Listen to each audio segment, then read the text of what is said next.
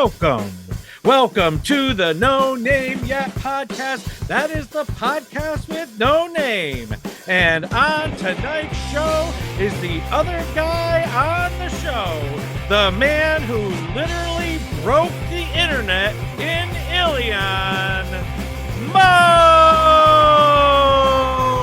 I don't know if I broke the internet, but you know what? It broke me. It broke you? It broke me, man. It broke me. It made me sit in silence for 2 days. So you have Verizon Wireless? I have Verizon Home Wireless 5G, as well as my cell phone is connected to their tower, and both devices were not working for 2 days. So last night when we were supposed to do the show, we couldn't do it. Right. Yeah, I have Verizon. I had always wanted to get back to Verizon because I had Verizon in the early 2000s, and as things went south when I lived in Tacoma and I couldn't afford it anymore, I missed it because the guy used to walk around going, "Can you hear me now? Can you hear me now?" And now that I have it again, there are definitely some spots where I can't hear nothing. Nope. It's overpriced for no reason. And they're, like you said earlier, price gouging out the ass. I've never seen anything. I mean, I've paid less and had more consistency with other companies. Right. Spectrum, even T-Mobile. I'm not sure if T-Mobile is running on the Verizon network now, but the other phone companies, Boost Mobile, Metro PCS, cheap phone bills, great service everywhere I went. So it is clear to me that everybody is just paying for a brand name at this point, because there is definitely cheaper service. Straight Talk never had a problem. I remember we went to somewhere together. I believe it was PA, and was it you or somebody? Somebody phone just didn't work, and I had Straight Talk, and my phone was always work. Now I'm experiencing problems for the first time, and I have Verizon. Mm-hmm. So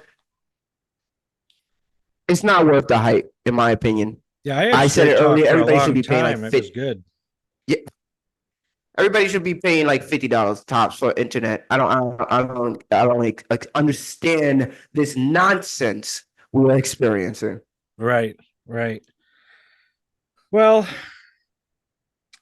I don't know. You don't even know what to say anymore. These companies used to, gosh, when they broke up the phone companies, this is going back a long time. I mean, this is ancient history now, but I mean, you had people knocking on your door, not literally, but you're getting mailings. People would call you to switch your phone service because all the phone companies were competing. Things got a little cheaper for a while. And now, we're down to semi-monopolies again, and we get what we get. Listen, guys, no one should be paying $350 for their internet. If you are a newly couple and you have only 2 children and they're just watching Hulu and Netflix, you do not need broadband that's super fast, their highest speed. You don't need that. You need the basic plan. You are only watching Netflix and Hulu and playing on your phone. The kids shouldn't even have your phone. It's your phone, right? And then the rest of the time is playing with them, right? So why are you paying $3? And part of it is like, yes, the companies are doing stupid shit, but then it also falls on us. Why are we paying these stupid numbers? Mm-hmm. Because you're just so attached to a brand name because you always see. I get it. I did it too. You see Verizon all the time. You see this company, that company. But guess what, guys? Google. Like, just Google cheaper plans. You'll be surprised. Tell people how to parent and spend their money. I'm telling you, because it's ridiculous. Because at this point, we're all complaining about money. I'm trying to help people lower their expenses. Lower their expenses. Lower your expenses. Very Like, good. just please. So we were supposed to have a third person on the show tonight, and we assume she's still struggling to get her laptop Yeah. to work, camera on her laptop. We suggested maybe she get on with her phone, and that would be Melinda. That would be her second Good appearance performance. on the show. Um, and there's a couple things I wanted her here for, so I'm trying to figure out what we're going to do next. And so I think what I'll do is we'll talk about Jill Stein next. For those that have not seen me talk about Jill Stein on other shows, that Jill Stein is the Green Party presidential candidate for president 2024. And I just want to read one of these emails and show you a video. So this was sent on the 13th, which was 2 days ago. And it says, we just learned that the Democrats are suing to kick us off the ballot in Nevada after we submitted nearly 3 times the signatures required. The party that constantly claims to be saving democracy is in reality doing all they can to keep voters like you from having a choice. Please watch my short video about how we can beat this attack on democracy. And let me see here. So what is the point of them suing them? To drain them of time, money, and resources. Really? This is the game they want to play for This is the game somebody doing this is the game they play every 4 years. just to not give somebody the opportunity to speak their opinion. Yep, they try to knock third-party candidates off of ballots in as many states as they can. So there really is no such thing as free speech. No, and I mean, the Democrats keep saying that they're going, they're defending democracy in Ukraine and in the Middle East and around the world, and they don't care about democracy. That's the last thing on the list. Democracy, power and control and resources is what the Uniparty wants, and the Democrats, is the location where social justice goes to die. So Democrats are responsible for squashing the left, and the Republicans are responsible for squashing the right. And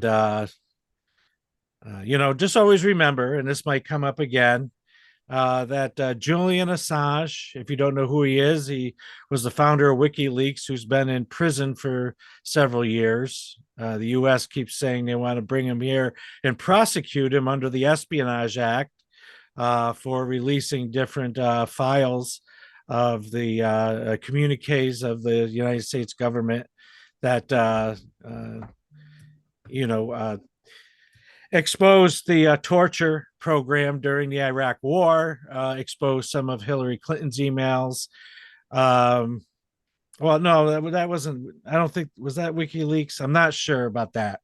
But people have been fighting for many years to free Julian Assange. But in mentioning him, one of his famous quotes, which I believe that he said during the 2016 election, was deciding between a Democrat and a Republican is like trying to decide between syphilis and gonorrhea. Clever, yeah. So let's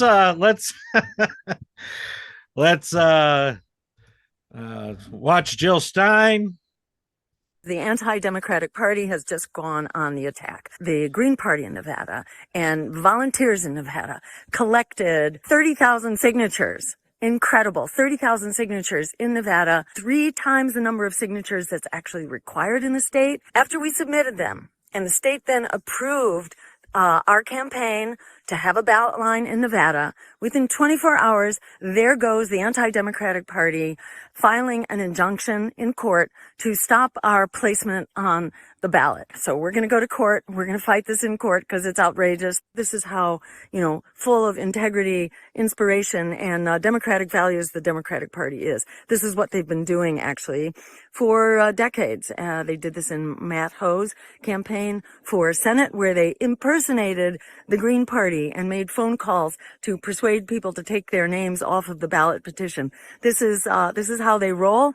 They are quaking in their boots. They know that their days of controlling the political process are basically over. We, the people, will not continue to be thrown under the bus by the dirty tricks, corrupt Democratic Party. If you can go to JillStein2024.com and please make a contribution so that we can fight back together and stop the Democrats. Join this fight. Let's push back. Ensure that we're on the ballot in Nevada. Ensure that we're on the ballot in New York. Ensure that we're on the ballot in Illinois and Indiana and many other states. So let's keep it going strong. You're doing amazing work. This is totally awesome. Let's make it happen.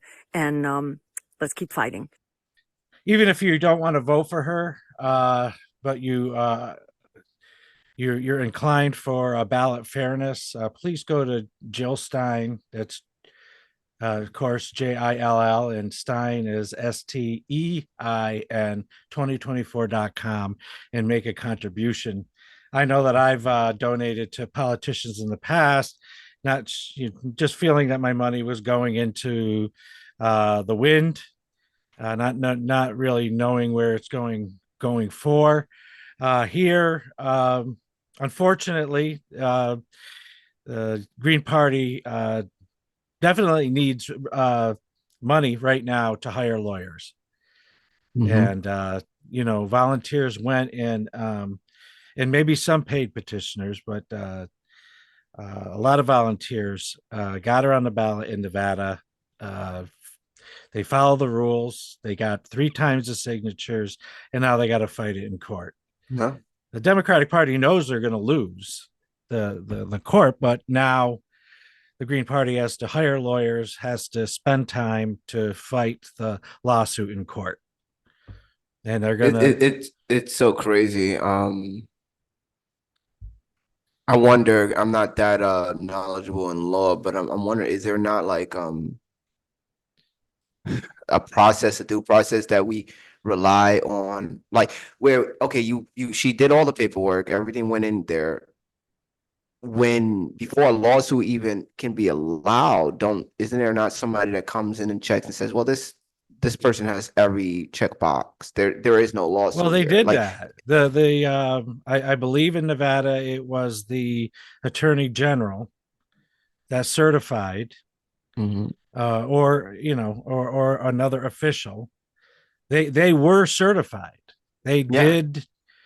They were going to be on the ballot, and now and that's the crazy part to me is that if you use the official channels that our government, our country created, and there still is this ability to sue, it defeats the purpose. I don't understand what's the process for. Like, if somebody can just come in and sue when everything is checked out, like it went through all the proper channels. What are you suing about? We shouldn't be able to sue for some strategic method like this. This is like they're doing it the honorable way. These are the rules that we established. There's nothing else to do. There has to be laws against other parties coming in and trying to prevent other parties from following the due process that we created and we all agreed on. Well, it would be nice if there was some kind of threshold that the case would be denied on frivolity, but I think on something like this, the Democratic Party should pay them. For this. Power is always stacked against those that don't have it. And the Democratic Party are one of the 2 cabals in the United States that run the show, the Democrats and the Republicans. As I've always said, that the difference between the Soviet Union and the United States is that the Soviet Union had one party and the United States pretends to have two. Hmm. I'll even allow it to be like, okay, well, you want to come in, you want to debate, you feel that maybe this party or this person has done something incorrect, and you feel like you believe that to be, you know what? Then let's do a committee for a month where everybody's from both sides sit down, look at the work, see everything.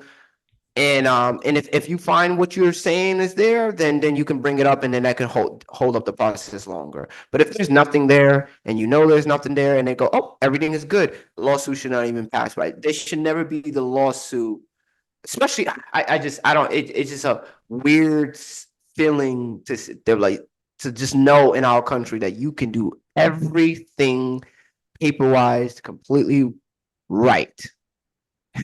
Double check, triple check, five check, and somebody can still come in and say your work is dirty.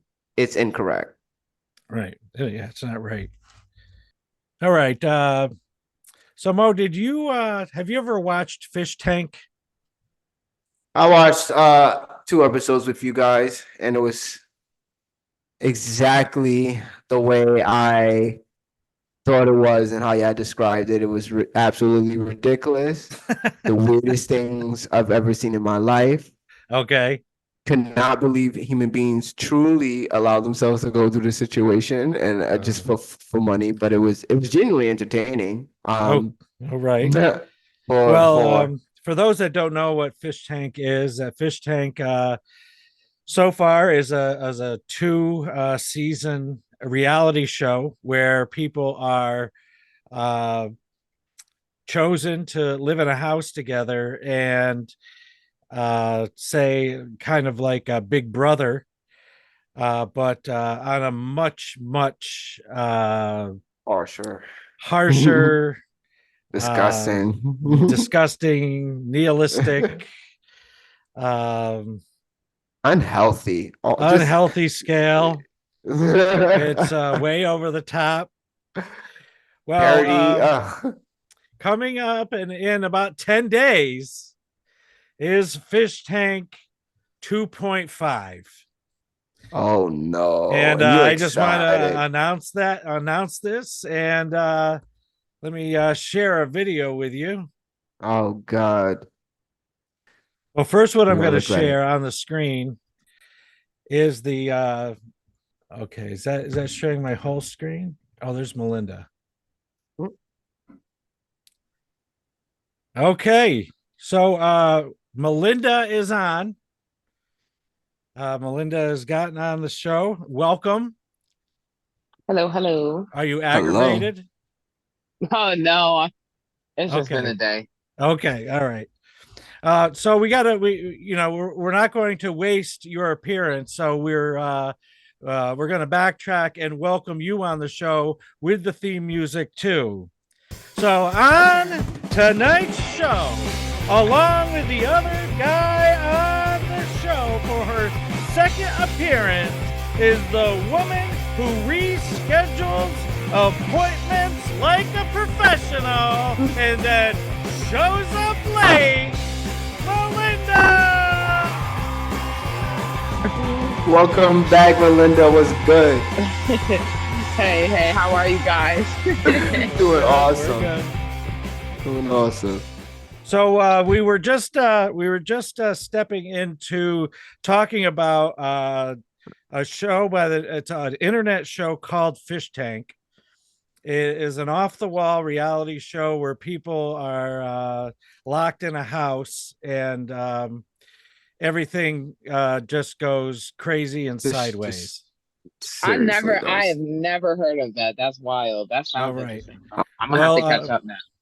Well, what I was just giving us a peek at is that when you do open a fish tank account, that now this board looks much different than the one from December, but you do have this control panel on which you can click on the different rooms that the people are in, and there's a chat. And there's other things that you could do to engage with the show. So let me get rid of that. I paid for a membership, and I didn't in December. It's not necessary. What do we do? Lose Mo? Oh, Oh, snap. I hope his internet didn't go down again. I don't know. Something's been going on with all of this stuff because my phone wasn't even sending messages or receiving messages correctly yet. So I don't know Really? what's been going on. Yeah. Okay. Um, so we're going to keep going, and hopefully Mo can get back on. And I'm going to play a couple of the trailers for Fishtank. And let me just check the text messages. It says what happened. Let's see. Mo, you just disappeared. Can you Literally. get back on? I didn't realize that WWE was on this afternoon. Oh, wow. So I haven't watched that in years. yeah, Gritty and Justin got me into it. So I've got it on my iPad right next to my computer. I grew some purple basil. Oh, nice. Smells good. All right. Well, let's keep going. I was hoping he could jump right back on. So this is one of the first trailers that came out for what's coming out on, I think it's June 25th.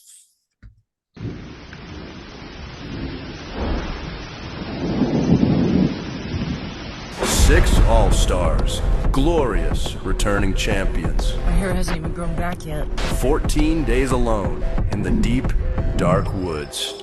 I fight a monster in the woods. I know they're not real, and they can't hurt me legally. Hunt for supplies by day, and at night, get hunted by real-life vampires. I used to be a wildland firefighter. This is going to be extremely easy for me. Let's go.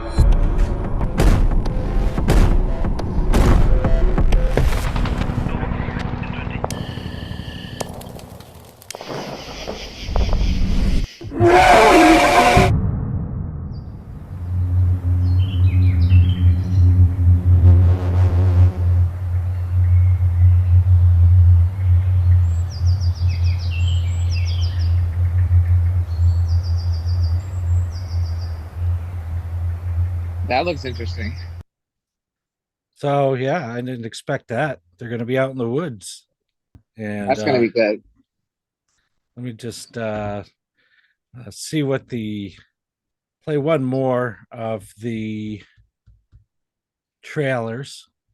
Here, if you can see right here, it says that right now they're selling season passes for both this June and then season 3 after that. It's usually $60 for a season pass. Right now it's $42. So if you go to fishtank.live, you can get a season pass, which includes chat access, bonus cameras. You can join clans. You get 600, whatever their units are. That's a $60 value. 10% extra XP, and I'm not sure what that is, and a bigger inventory of 12 different slots. And then you can go for the 140 if you want, but I'm not going to spend that much in this show. Right. That's a lot for a TV show. Yeah. And so here's one of the other videos.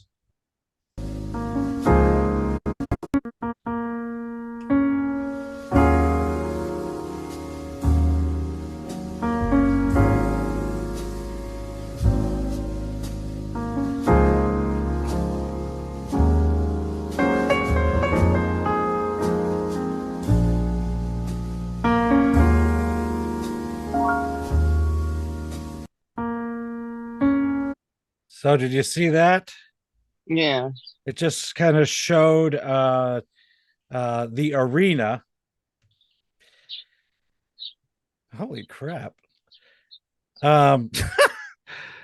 I'm sorry to be so distracted, but No, that's okay because I'm reading the text messages too.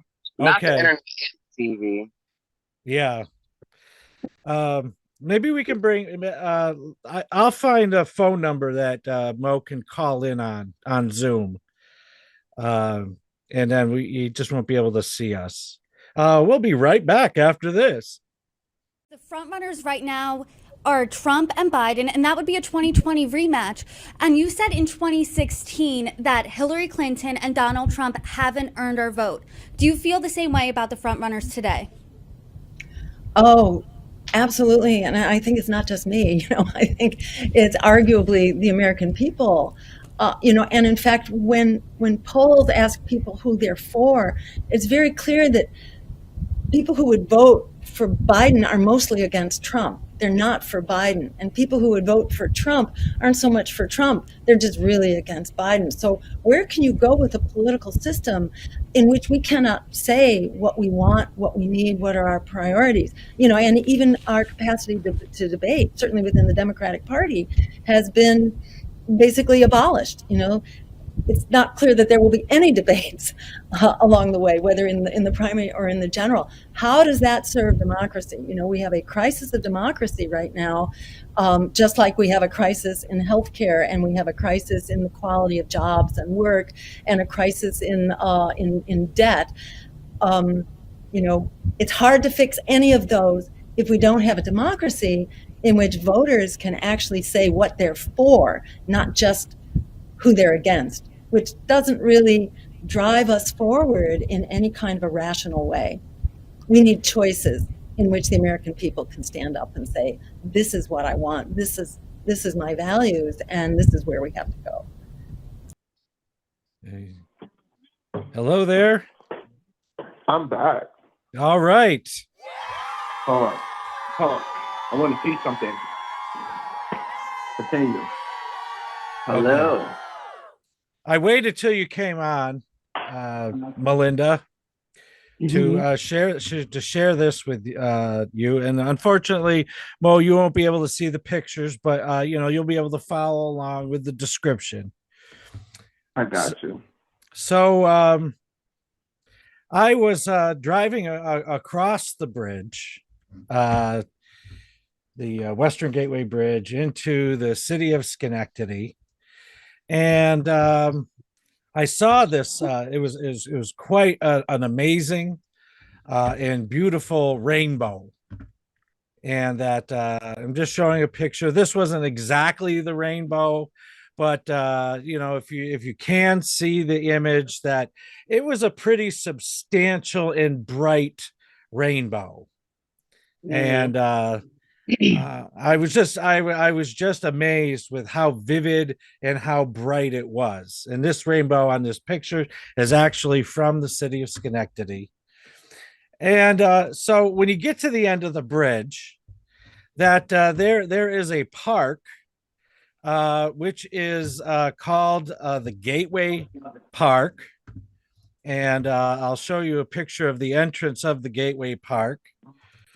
And so there's the picture of the Gateway Park, and it has these arches that are the color of the rainbow, and it has stone wall right on the first arch, which is the Stonewall Bar, where a protest, they call it a riot, but let's call it a protest, that started the gay movement. And quite a big step for Schenectady to have such a bold statement, I think, Right. growing up in this city. This is where they had Pride. Did you go to Pride, Melinda? No, I was at work. Okay. I was there for St. John of God at a table. That's cool. So then, I pass Gateway Park. There's a rainbow in the sky, and then here's the Gateway Park, and then I come around to get onto I-890, and all of a sudden there are these bright colors of the rainbow right to the right of me, And I'm like, Mhm. what is that?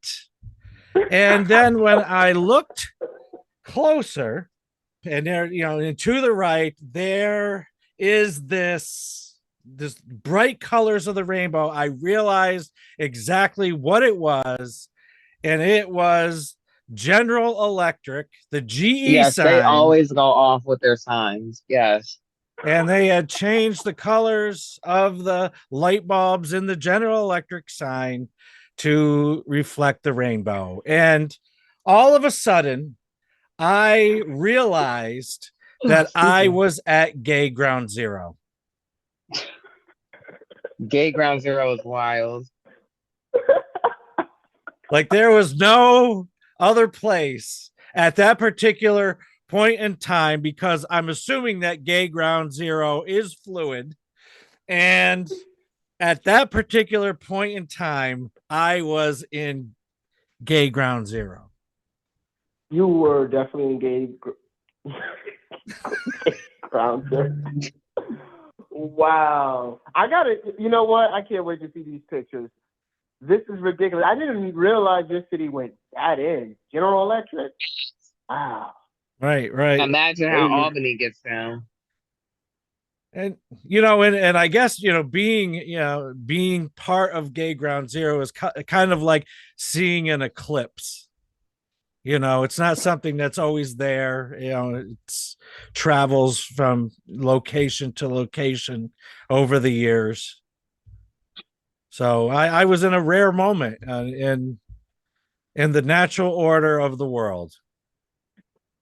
That is hilarious. And Melinda is yawning. I'm so sorry. It's been a long day. So, Melinda, you're young. So, what is some other gay sites that's in Schenectady that me and Pastor wouldn't even know about? He's been. I don't know. He's been there for a long time. I don't know. I go to Albany. I go to Waterworks and I have a blast. The drag shows are fun. Everybody is really nice, and I don't ever. I'm so sorry. I don't ever run into any problems when I'm there. Everybody's chill, and I go with straight men, and nobody runs up to them and tries to hit on them like other people would think. So I mean, it's a cool vibe. That's one of my favorite places. I forgot what it was called. One of my friends used to go. There's this place in Albany where gay people can go, and they can go there just for just to hang out. They can go there and help with get jobs and set up doctor's appointments and places to go when you're I don't know, when you're not being treated right, when you're getting a lot of homophobia thrown at you. Yeah. It's a place where Also, you they can do go. youth programs and stuff. Yeah, and they have programs for adults too. That's cool. Oh, I'm sorry, but I forgot what it was called. But my friend used to go all the time, and they have so many resources for the LGBT community. It's beautiful. So the resources are out there. Absolutely, yeah. There's lots of people who care. You just gotta find them. All right, then you used to go to a lot of these things, right? For the to fundraisers and stuff, right? Me? Pastor. I was more active in a broad scope of things in student politics when I was in college. So you was always about the human rights aspect. Yeah. Amen.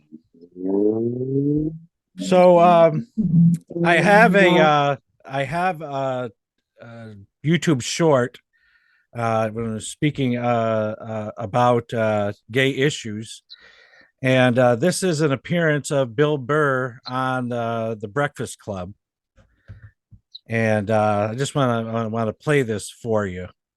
I had no idea how much I needed to see Bill Burr roast the hell out of Charlemagne. It immediately made my day better. I've only met 2 people that had like a vibe like her in my life. And the first one was a dude, so that wasn't happening. Hold on, you gotta clear that up. You didn't date the guy, nothing. Did you? No. I just want to make sure. Why are black people let go of this homophobia? You always got to check. Like, what are you doing for the with your story. manicured eyebrows? Like, I'm fucking gonna sit here and act like you're all good over there. Like, you don't swing a leg over the fence every once in a while. You got fucking sandals on and white socks. You look like you just came from a steam room. No, I just mean, like, I always paid attention to energy because my energy was terrible. I was like all introverted and blah blah blah blah. So I was fascinated with people that were just free. So that's what I meant. You gonna go back to sucking dick for a show again? This guy's a one-trick pony over here.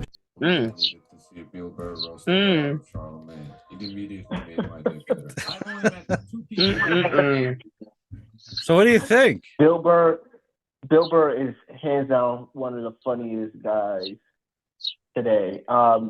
Charlemagne, it's funny. Charlemagne is always like that. Him and DJ Envy, they're always making jokes towards each other. So they typically do a lot of gay jokes or towards each other and other people. And the whole homophobic thing in the black community, it's slowly dissipating. It's going to be another 2 generations, in my opinion. Yeah, I agree. Well, just in my observation, being active in the black church for 17 years, that things came a very long way. Oh, that's hands down.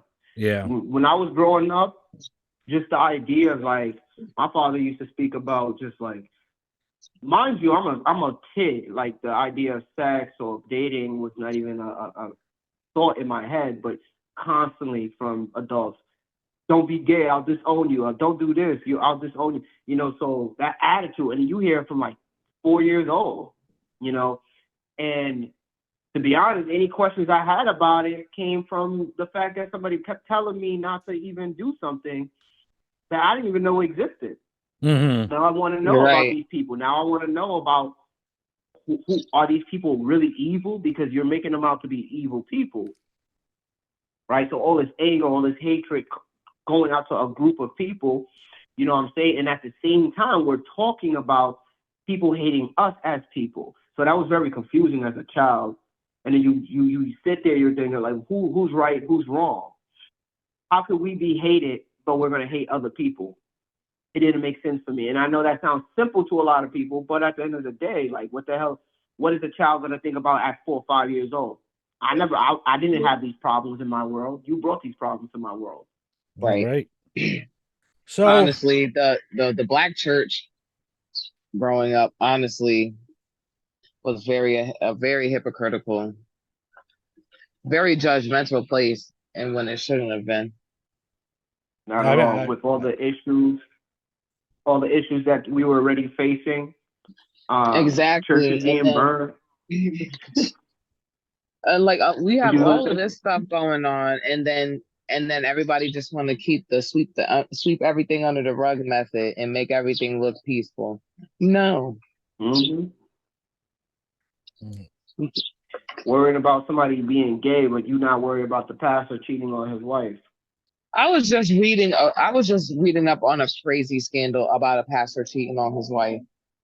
It happens every year. Every year. Was that Tony Evans? 3 guys get caught. I don't know who it was, but all I know is the girl he was cheating on his wife with. I mean, he was cheating on his wife with multiple girls. Like, he had girls in different states and everything. But he was cheating on his wife with his wife's hairstylist. So she was sitting there styling her hair every week, laughing in her face while she's sleeping with the pastor. She got pregnant, and the pastor was trying to tell her, like, oh, let me adopt it. And she's like, no, I don't want to keep it. And he paid for her to get an abortion. And then when she wanted to come out with her story after the wife found out, he told her that he was a Freemason. And if she didn't take down her TikToks about the situation, he was going to have people come hurt her. Oh, I hope that when I was coming on to do the show, I saw a quick clip that pastor was resigning from his ministry, and it was Tony Evans. You know, his I've read a couple of his books. You know, he's been around for years, and so I'm hoping that it's not him, but we'll soon find out. Oh no, this is more of a this pastor and his wife are more on the younger side. Oh, okay. All right. Yeah. Well, for some reason, Tony Evans resigned recently and said he wasn't living up to the life that he should be living. So we don't At know least what he that honest. means. Yeah, At least he is honest. Yeah, exactly. I was just gonna say, at least the man is honest. I wish more people like him would step down and say those things. Yeah. Before it got dirty, before the dirt came out. Right. Right. Okay. There's no need for it. Right. So let's go on to the next segment. I wanted to get your reaction to the Hunter Biden conviction. Oh, goodness. And who I have to help us out today is... Oh, there you are, Melinda. I'm sorry. I was trying to, I don't know what my phone's doing. Okay. Oh, you know what it is? It's because my phone is on 15%. Oh, okay. I got some time though. All right. 15% don't mean 5 minutes. She good. She got like 25. Okay. But I am curious about what they're saying about Hunter Biden. Who we are going to listen to is Sabrina Salvati. She goes by Sabby Sabs. She's on all the YouTube, Rumble, podcast platforms. So let's listen for a little bit. It appears that Hunter Biden has been found guilty on all 3 gun charges, but is it enough? And will he be punished the same way the average citizen would, or would he get some type of a pardon or a pass because he is the president's son? Let's go ahead and dive in with this clip here from ABC News. Good morning. We're coming on the air because there is breaking news at this hour. A guilty verdict in Hunter Biden's federal gun trial in Wilmington, Delaware. The president's son facing 3 felony counts, accused of lying on a federal form about drug use when he bought a gun in 2018, saying he was not a drug user, and prosecutors arguing he illegally had that gun for 11 days. After deliberating for about an hour on the first day, about 2 hours today, they have found him guilty on all 3 charges. Count 1, making a false statement in the purchase of a firearm. Guilty of count 2, making a false statement related to information required to be kept by a federal licensed firearms dealer. And guilty on count 3, possessing a firearm by a person who is an unlawful user or addicted to a controlled substance. So again, the breaking news at this hour, Hunter Biden found guilty on all 3 felony charges. Let's get right to Terry Moran outside the courthouse. Okay. What would you say, Melinda? I said that man is a gangster, but jokingly. All jokes aside, that man thought his daddy's name could help him out expeditiously, because there is no way. There's just no way he thought he was getting away with that. I'm sorry. No way. Well, I was able to edit down Sabby Sab's segment to 14 minutes, which is really way too much for us. And I just want to point out some of the things that she pointed out is that these charges are the lightest charges that they could find to level against Hunter Biden.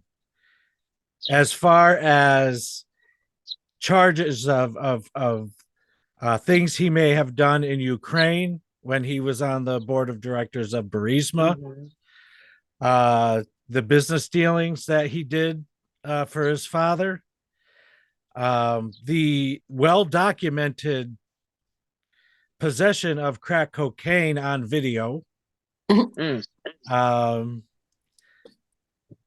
you know, and that these charges were probably the least worrisome to have him convicted on. and that some people do a lot of talking. And what Sabrina Salvati comes in and saying that if this was Tyrone, there would be no sympathy. There would be no holding up for an appeal, that they would throw the book at him and he would be off to prison. Expeditiously. Super fast.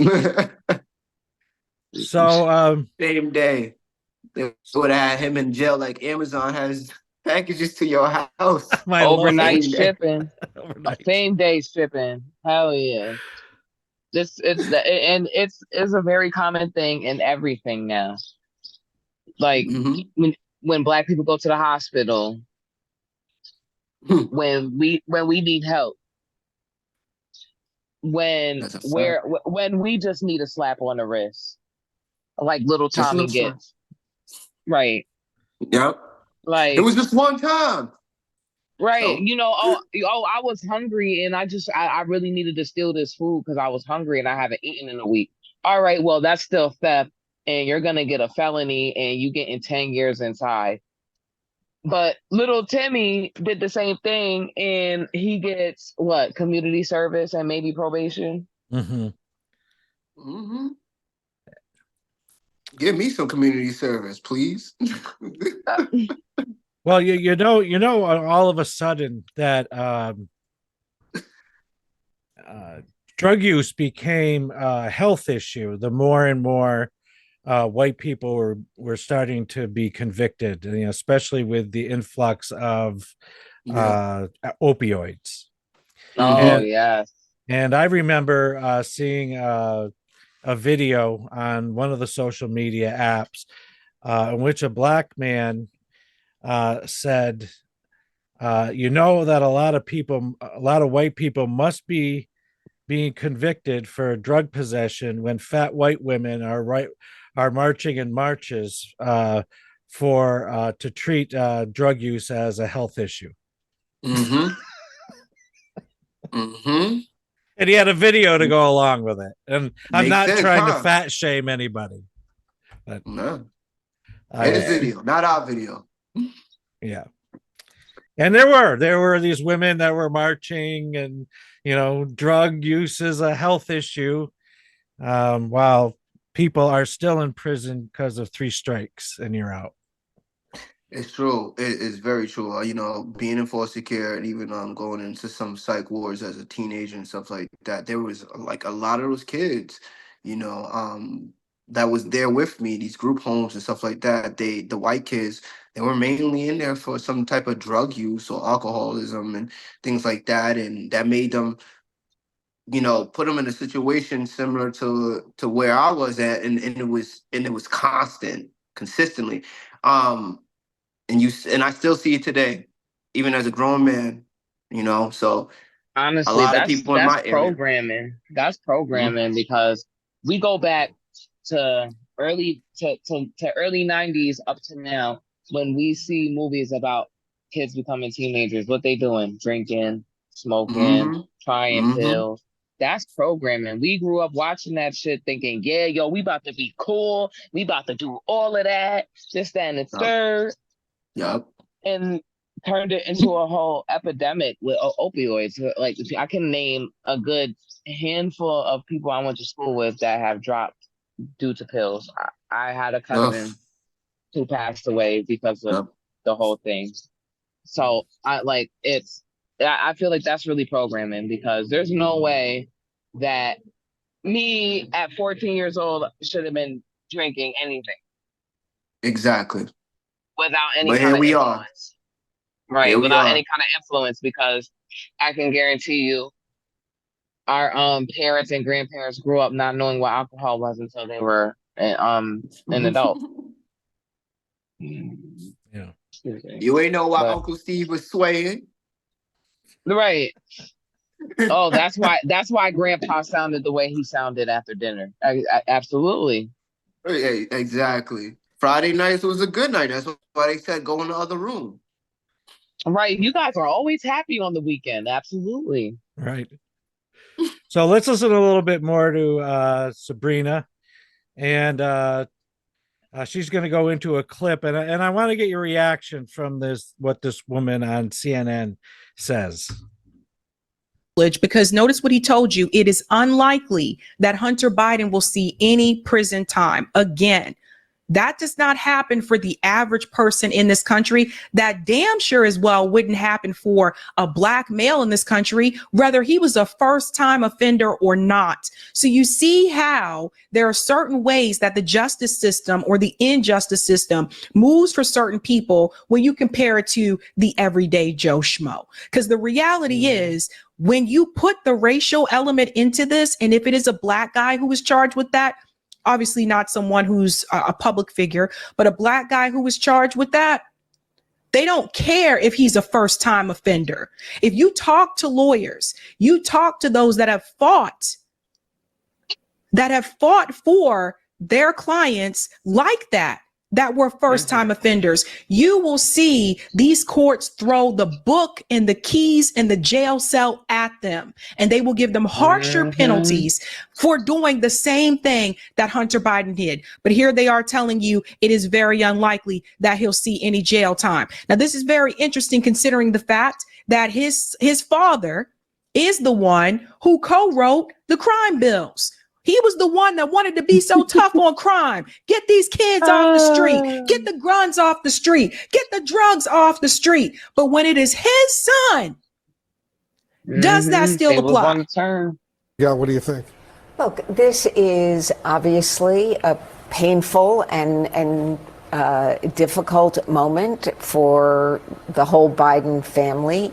No parent wants to see something like this happen. I think considering how quickly the verdict came down, we saw the prosecution's case. It's not that surprising. I do think it's notable that Hunter Biden's trial and this conviction is an example of no one being above the rule of law, including the president's son, and stands in stark contrast to how former President Trump behaved up in New York, coming out every day, calling the judge corrupt, saying it was rigged, witch hunt. And I think it's also notable that President Biden has said that he will not pardon his son. Yeah, and he would. Let me just pause here and let's just break.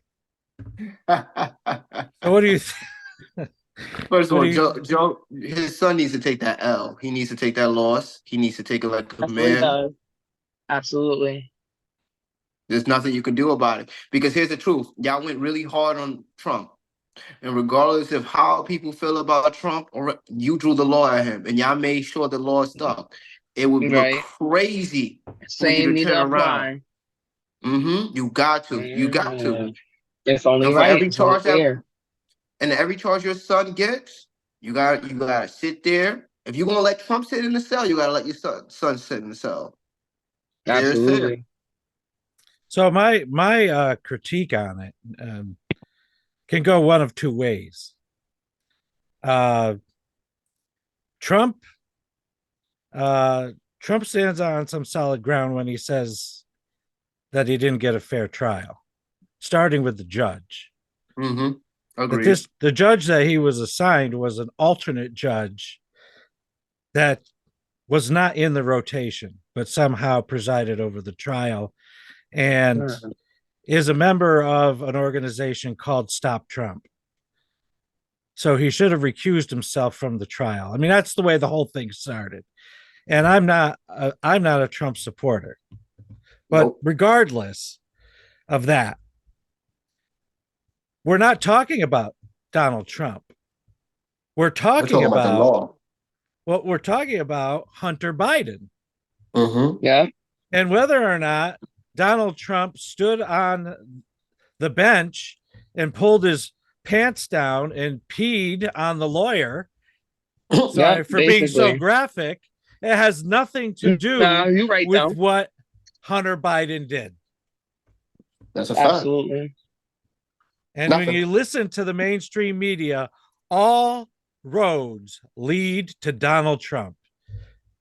They could be reporting bad weather, and somehow they're going to talk about Trump. What's fascinating to me is when the thought that came to my mind is Well, like, what you gonna say, Melinda?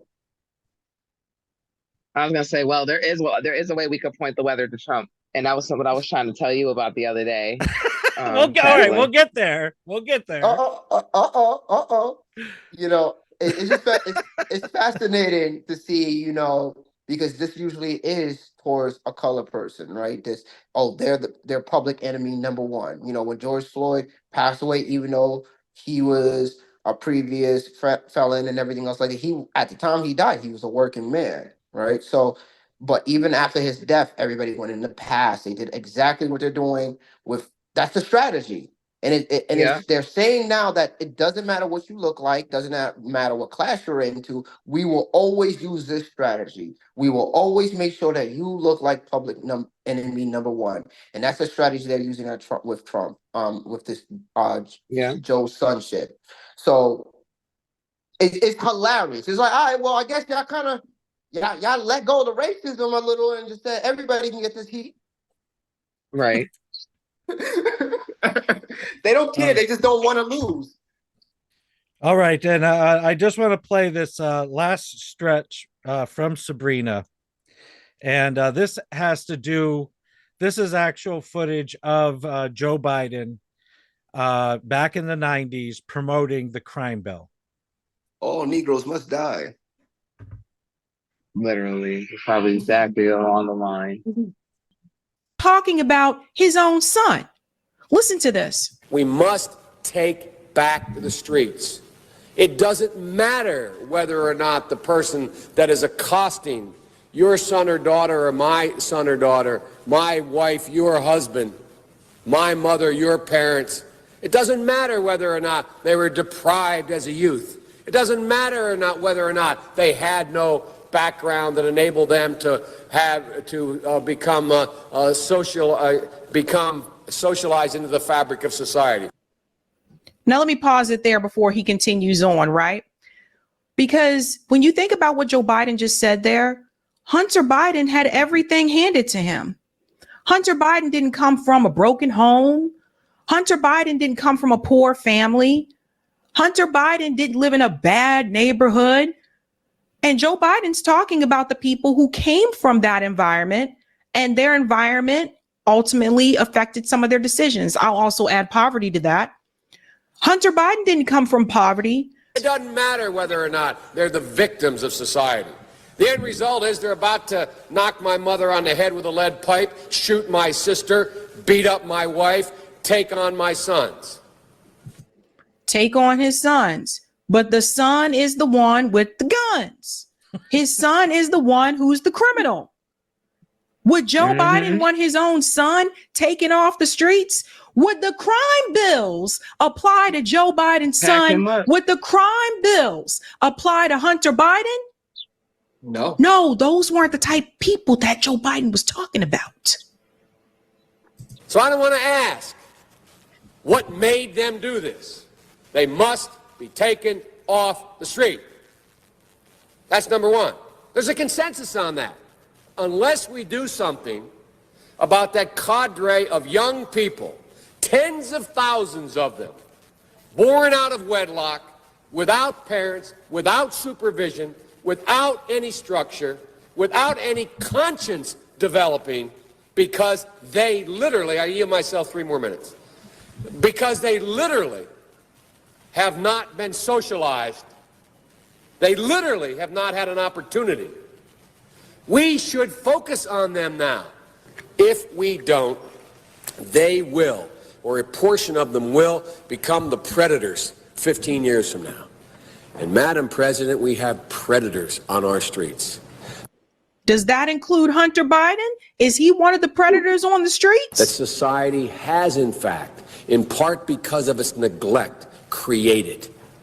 Again, it does not mean because we created them that we somehow forgive them or do not take them out of society to protect my family and yours from them. To protect his family. But it's one of his own family members that was a part of the problem. It's one of his own family members that was one of those criminals that he was referring to during the speech. So you see how Joe Biden wasn't even completely aware of what was going on with his own family. You know, you out here throwing stones in a glass house. You're calling out all these other people, calling them criminals and drug dealers and gang members because they got guns and all this stuff. And your own son was a crackhead. Like, not even like jokey joke, like a literal crackhead. And addiction is real. And I've seen people struggle through addiction. The point that I'm trying to make is this: Joe Biden was ready to toss people who were struggling with addiction at that point in time, to toss them to the side into a jail cell and lock the key. But when it came to his son, the crime bills did not apply to his son. Hunter Biden wasn't thrown in prison for 20 plus years. You got to remember the crime bills added harsher penalties for less drugs. Well said. Yeah, she's not wrong. I thought she did a great job. And She did a fantastic job. I mean, everything she said was accurate. Hunter Biden is. I need to see him. I need to see him going for 20. Absolutely. I need to see him You need going. to hold that. just out of fairness, you know. Just out of fairness.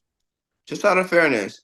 I think this is ain't that interesting how the universe put that back on me. Like, you gonna keep talking and saying all of this, and you're gonna be in a situation one day where you're gonna have to make the same decision. Yeah. Do you want to do it? All right, Hunter, open your cell. Walk in. Walk in, Hunter. It's your turn. Melinda, we lost your video. Huh? We lost your video. Yeah, I'm sorry, because it's because my phone is at the 5% mark now. Oh no. But before I do go, I do want to say what I was trying to tell you about is about Trump and the weather. When he was in office, he was around with those heart machines, and he has them put in specific places. He sees the clouds. He makes the storms. A lot of those catastrophic ass hurricanes and tsunamis that were hitting these other countries wasn't because of the government and the weather machines. And it's not even just say the U.S. government. People who be knowing know that the United Nations is gang. Is what? The United Nations is what? Basically, the United Nations it's people from all over the world. We know what the United Nations are, but really they sit in a room and I don't know how to explain it without sounding crazy. There are people higher up than there are people that are above our presidents and prime ministers. That's all I gotta say. And they sit around and plot about what they can do to do this, and the third, to get us scared, to get us in God knows what kind of state of mind. All right, because the last segment was going to be talking about these machines. And what are they called? HARP machines? Yeah. HARP? I think it's like 2 A's. Okay. You can Google it yourself. Like I was explaining to you, like literally when that flood happened in Dubai the other month, that was because the scientists literally were messing with the clouds. They were doing something to the clouds to make them rain just a little bit more than usual because they were sick of some kind of heat, or it was either the heat or the drought or something. But they seeded the clouds and they caused that flood. Now So they can do that. Cloud seeding. Okay. Right. So now that honestly, that's just like this much of what they can do. And look at how out of whack all the weather's been. And I don't even think global warming is a whole thing, because my thing is always going to be, if it's not us messing around with those machines, it's definitely the earth resetting itself, because the earth is always going to win over us. Right. Well, I agree with It's that. a living organism. We can't fight the earth. No, because we'll be long gone and the earth's still gonna be kicking it. We could wipe ourselves out from nuclear war, and all the earth is gonna do is just grow right over us. Mm-hmm. Well, all the cockroaches are going to survive, and then there's going to be cockroach people at some point. All right. The I great do have cock. to go because I don't want my phone to shut off in the middle of everything. So I Okay, do want to well, thank we're you gonna guys. next time you're on, we will start with the harp machines. And I will have more. I'll have more backup on that. Okay, Absolutely. all right, Thank you guys for your time. all right. Of Thanks for course. coming Talk on. to you later. Okay, Absolutely. Have a good day. you too. You too. So I wanted to always end the wonderful. episode with a nice juicy conspiracy theory. No. But this has been one of the most chaotic episodes We between ever all did. the technology. I had problems like you. Usually you're the only one having problems with technology. That's true. You're You've been usually on the two one. devices. Melinda's been on two devices. It's been a crazy Saturday. Maybe Yeah. the heat. You know, Jay just said something earlier about the heat and stuff. She's like, I wonder if that's messing with the towers and stuff like that. I'm like, it's possible if they didn't change the line, the cell Maybe. tower lines. You know, if it's old, I don't know how old these tower lines are. They could be 30 years, 40 years, you know. Right. Things decay. So it's possible. A lot of fires start because people don't some towns, like small towns, tend to not like replace the wiring. It happens all the time. Yeah. So what's on your shirt? This is a anime shirt. Oh, that's a great A shirt. Naruto. Thank you. It's one of my favorite shirts. It's Naruto Uzumaki eating I think it's the ramen bowl. Yeah, ramen. It's a ramen shirt. Okay. Yeah. All right. Well, we end the episode the same way every time with a prayer. So, Father God, we thank you for being able to get together. That God, it was kind of chaotic getting everybody together this time, but thank you for the technology that we can do this, and that Lord, we send out prayers and we send out a hedge of protection among people. That Lord, there's a lot of dangers and there's a lot of injustice out in the world, and that God, I just ask that you put a hedge of protection around those that might need extra protection and other people, and that Lord, that you make a road that gives people a fair shake as they go about their business from day to day. So, Lord, I ask a blessing on Melinda and her family. I ask a blessing upon Mo and his family. I ask a blessing on my family and the families of everybody listening. And we pray this in Jesus' name. Amen. Amen. Thank you for another day. Thank you for another day. And good night. Good night. When peace like a river attended my way, when sorrows like sea billows roll, whatever my life thou hast taught me to say, it is well with my soul. It is well with my soul. With my soul, it is well with my soul. It